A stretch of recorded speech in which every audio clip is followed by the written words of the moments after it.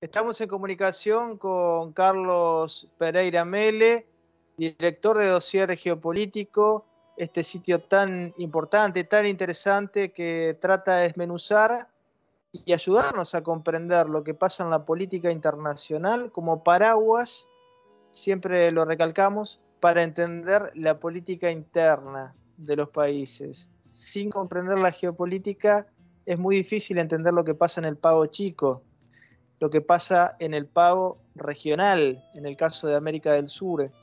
Y lo que está pasando en Asia, particularmente los hechos ligados a esta guerra de larga data que parece culminado en Afganistán con el triunfo de los talibanes, de los llamados talibanes, ¿no? O aquí los conocemos como talibanes, es algo muy interesante de, de desmenuzar, de asimilar, de empezar a asimilar, porque esto obviamente tiene su repercusión en el mundo y Argentina, América del Sur no son ajenos. Carlos, buen día, ¿cómo estás? ¿Qué tal, Luis Alberto? Muy bien, gracias por la invitación, como siempre. No, por favor, gracias a vos. ¿Y qué nos puedes decir en primera instancia? Recién charlábamos fuera de aire que es difícil, quizás sin el mapa al lado, comprender el sitio que ocupa Afganistán en Asia, ¿no? Y qué rol históricamente ha jugado. Bueno, exactamente, Luis Alberto. Esto es complicado explicarle al común de la gente que tiene un mapamundi totalmente confundido en la cabeza porque es un mapamundi que usamos desde el siglo XIII, si no me equivoco, el de Mercator, que es un mapamundi en el que las dimensiones no son correctas de los continentes, pero fundamentalmente los países están ubicados de acuerdo al interés europeo. Cualquiera que vea un mapamundi va a ver que Europa está en el centro del mapamundi y arriba. Eso ya determina una serie de condicionamientos. Todos sabemos que el que está arriba de uno es más poderoso. Eso es lógica pura. Si está al centro, es una persona que puede manejar ambas posibilidades, izquierda y derecha, porque las tiene a mano. ¿No es cierto? Bueno. Entonces, claro, de esa forma, el continente asiático, según del lado que nos paremos en el mapa viéndolo, queda como relegado, como alejado. Y lo primero que debe entender nuestras comunidades es que Asia siempre fue importante. Asia fue la cuna de la historia. Antes que los europeos salieran de las cuevas en donde vivían, ya Asia tenía culturas. Lo que pasa es que, bueno, esas culturas durante 200 años las hemos ninguneado, las hemos olvidado, se las hemos, digamos, raptado a los libros de historia y todos sabemos de historia occidental y fundamentalmente partimos desde en una secundaria, empezamos con los pueblos de la Mesopotamia, pasamos por Egipto, luego rápidamente Grecia, Roma, España y bueno, y después el Imperio Británico. Entonces, para nosotros la historia de la humanidad es así. Pero esa historia de la humanidad es muy reduccionista y obvia poblaciones como los grandes pueblos chinos, los mongoles, los indios, que han sido cuna de cultura. Bueno, decimos esto para que empecemos a entender las distintas condiciones que tiene hoy en día el mundo que han vuelto a la anterior normalidad. Porque esto que le expliqué de los europeos y todo esto tiene apenas 5 siglos. 5 siglos. Desde el momento en que España y Portugal salieron a conquistar nuevos mares para llegar a las Indias, por eso nosotros le decíamos indios a los aborígenes, no era porque no le decíamos americanos, eran indios, porque nosotros habíamos llegado a las Indias.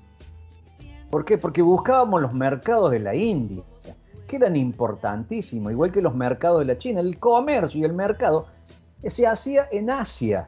Europa era colateral, era secundaria. Vuelvo a reiterar, gente que vivía en aldeas sin baño, sin nada. Los chinos y los indios a esa altura tenían todo un sistema social, sistemas culturales importantes, etcétera, etcétera. Pero para que tomen cuenta de un dato, hasta 1850, o sea, no hace tantos siglos, el mundo económico, el 30% del PBI del mundo era China. Y casi un PBI parecido era la India. O sea que había 60% del PBI del mundo en Asia. El otro 40% se lo desparramaba entre las Américas y Europa. África no contaba porque era un territorio a explotar nada más. O sea, miren la importancia.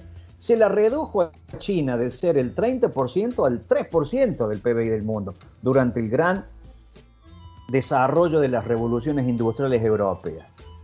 Y hoy en día ha vuelto a ser casi el 30% del PBI del mundo. O sea, a la vuelta de un siglo y un poco más, China ha vuelto a tomar el mismo rol que tenía hace un siglo y medio. O sea que no hay nada nuevo bajo el sol. Lo que pasa es que hay algunos que han vuelto al lugar donde estaban y otros que han perdido el lugar donde estaban. Y a eso hay que hacer referencia a lo europeo. Bueno, entonces estamos viendo que no hay nada nuevo bajo el sol y estamos organizándonos nuevamente el sistema mundo como hacía varios siglos atrás había funcionado. En ese espacio que se llama Asia, hay una parte muy fuerte que es el Asia Central. Y el Asia Central es donde está ubicada el país denominado Afganistán. Un país mediterráneo rodeado de otros países sin ninguna salida al mar y únicamente se llega por accesos terrestres que sus vecinos les permitan tener o vía aérea en la actualidad. En la antigüedad era por vía terrestre nada más. Fue fundamental Afganistán ¿en qué? En la famosa y conocida Ruta de la Seda, mediante la cual se negociaba todos los productos exquisitos, las especies y toda la manufactura de alta calidad que se hacía en Asia para enviarla ¿a dónde? Hacia los mercados europeos o de Turquía. Bueno, después vendrá todo lo que conocemos, ¿no es cierto? La ruptura con Turquía, el avance europeo para conquistar de nuevo nuevas rutas para llegar justamente a ese mercado indochino. Pero Afganistán nunca dejó de tener esa importancia. Y hoy en día, Afganistán además está rodeado de países de suma importancia estratégica. Hacia la zona sur, digamos, recordemos, Asia Central, Afganistán, rodeado por todos otros países que terminan en Stan, Turkmenistán, Tayikistán, Azerbaiyán, etc. Es en la frontera norte. Y en la frontera sur está la República Islámica de Irán, que tiene una muy buena proporción fronteriza, y un país que es importantísimo, que se llama Pakistán. Y con China tiene una pequeñísima frontera de apenas 98 kilómetros de largo, pero tiene relación porque está conectada directamente con China, con las provincias del oeste de China. Y en las provincias donde tiene menos desarrollo industrial, menos población, pero que además son provincias musulmanas. No hay que olvidarse nunca ese detalle. Bien, Afganistán es una nación antiquísima que por el siglo XII se transformó al islamismo, pero que es un mosaico de tribus, de etnias. Y la conformación de tribus de etnia da un sistema social distinto a el que técnicamente tenemos en un sistema demoliberal como conocemos nosotros en Occidente. Claro, claro. Ahora, Carlos, tenemos en cuenta esto que vos decís, Afganistán funcionó siempre como una suerte de aduana ahí en el medio de Asia, y como también los turcos lo son, ¿no? Con relación a Sí. a Europa. Pero ¿por qué tanto interés, tanto de la vieja Unión Soviética como de Estados Unidos, de poner un pie en Afganistán? ¿Qué es lo que se jugaba a nivel geopolítico ahí? Y a nivel geopolítico, si lo que se está jugando es el control de Asia Central. Y sabiéndose que se controla el Asia Central, se puede desestabilizar a los países limítrofes. Claro. Entonces, dos o tres detalles que no hay que obviar nunca. La República de Pakistán es una potencia nuclear. Es un país que además tiene un conflicto irredento. ¿Con quién? Con la República de la India, que es otra potencia nuclear. Se conocen pocas potencias nucleares. Pakistán y la India son unos, Israel es otro, Francia, Inglaterra, Rusia, China, Estados Unidos y Corea del Norte son los que técnicamente poseen armamento nuclear. Por supuesto que las superpotencias la tienen en cantidades abrumadoras a las armas nucleares, pero no hay que dejar de lado nunca ese detalle. Pakistán es musulmán también, pero además ahí se ha cumplido la vieja regla inglesa de que siempre ha trazado límites geográficos para separar países, pasando por el medio de las etnias. Entonces, hay numerosas etnias, más de 50 etnias. Las más importantes son estos llamados los pastunes, que ahora han derivado en ser los talibanes. Los pastunes, que son el 40% de la población de Afganistán, casi la mitad viven en Pakistán y la otra mitad viven en Afganistán. Y esto fue muy importante para el modelo norteamericano de ataque. ¿Por qué? Porque acuérdense que cuando se peleó en Afganistán, donde intervino la Unión Soviética, los que le hicieron frente a las tropas invasoras soviéticas fueron los pastunes, los actuales talibanes, equipados y armados por Estados Unidos y ayudados por el Servicio de Inteligencia paquistano. Entonces, desde Pakistán invadían territorio afgano, actuaban y se volvían a retirar Era, digamos, lo que se le llama un lugar de refugio de las guerrillas. Ahora, hay algo que debemos entender muy claro. No existe ningún movimiento guerrillero o terrorista sin el apoyo y la organización de un poder externo.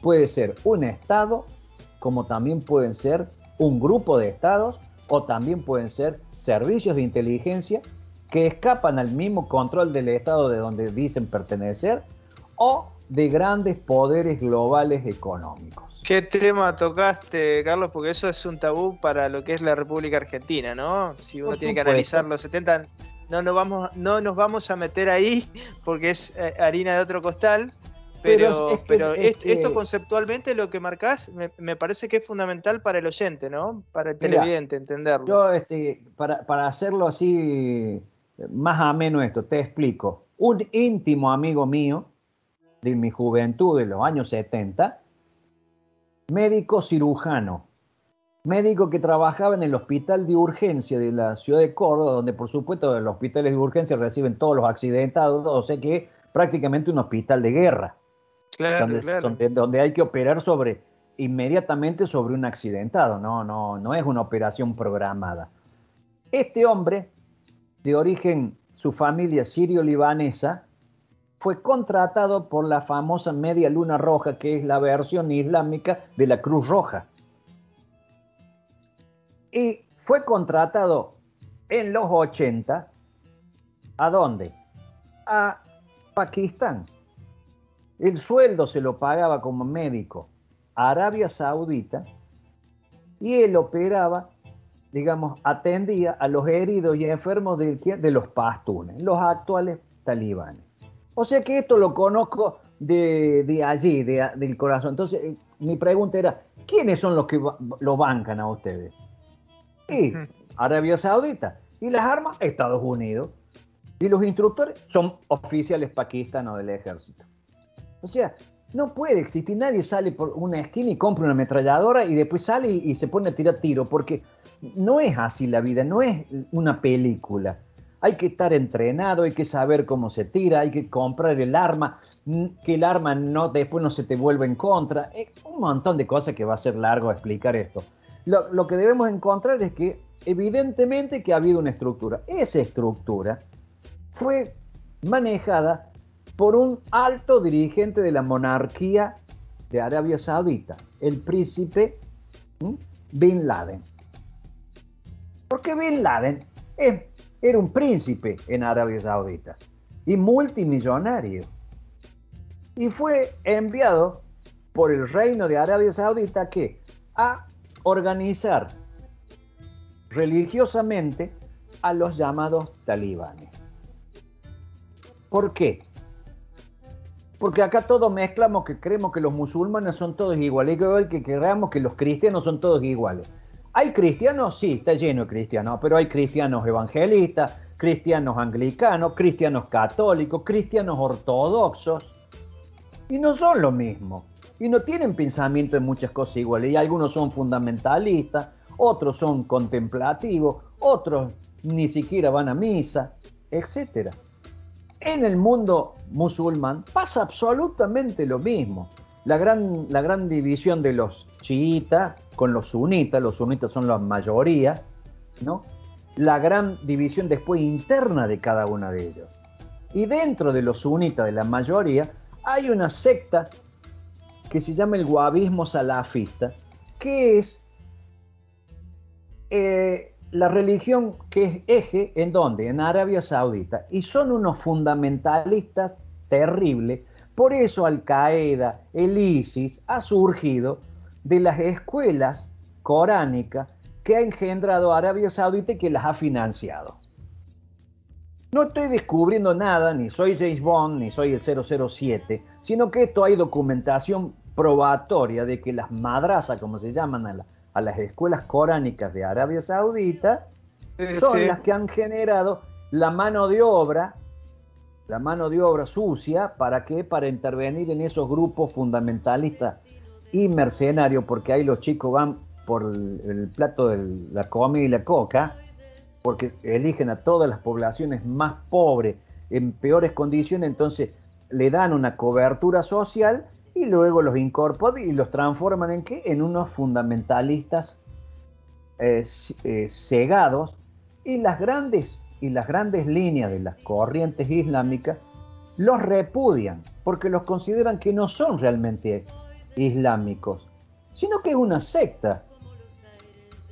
Es una secta, y las sectas vos sabés cómo son cerradas, son primitivas, son totalmente agresivas. Bueno, este es el caso en Afganistán. Bin Laden, el príncipe Bin Laden de ese país que es de esa secta, fue el que fue enviado a Pakistán para organizar lo que después se llamó los talibanes. Y eso fue el resultado de esto de los talibanes. Ahora, mientras los talibanes peleaban contra la Unión Soviética y le hacían un tremendo daño económico, político, social a los soviéticos, viva los talibanes. Es más, para que se den cuenta de esto que le estoy comentando, que no es un sueño de una fiebrada mía, sino que recuerden que Rambo, ¿se acuerdan de Rambo? Que lo inventó Hollywood, no lo inventó la Unión Soviética ni China. Rambo peleaba en Afganistán contra los soviéticos, apoyando a esos pobres mujahidines, como le llamaban, o guerreros, que eran los talibanes. O sea, Rambo peleaba junto con los talibanes, ¿contra quién? Contra la Unión Soviética. O sea que esto siempre fue así. Hasta que, por supuesto, luego viene el nunca probado atentado del 11 de septiembre en la que se lo atribuye a los talibanes. Muchos hablan de un atentado falsa bandera. Yo no voy a entrar en esas disquisiciones. Hay numerosa bibliografía que demuestra de que un grupo de una tribu que vive en el medio de Asia, prácticamente, técnicamente en el medioevo, no tenían una capacidad logística para trasladarse completo con gente a Estados Unidos, tener pilotos, capturar aviones y luego estrellarse contra no solamente las Torres Gemelas, porque en Estados Unidos el 11 de septiembre hubo numerosos otros atentados con aviones. Unos recuerdan que fue contra el propio Pentágono, o sea, en Washington. Pero bueno, eso forma parte de este relato que inventó Estados Unidos para argumentar luego con Bush Jr. La invasión a Afganistán. Fue en septiembre y ya en octubre estaban invadiendo. Ahora, es un tema interesantísimo, Carlos, lo que te vamos a proponer, porque se nos termina el tiempo en esta columna de domingo, es retomarlo, pero ya con la influencia de Afganistán en América Latina. Te mandamos un fuerte abrazo y la seguimos en otro momento. Pero con mucho gusto, como no, Luis Alberto, así será, así será.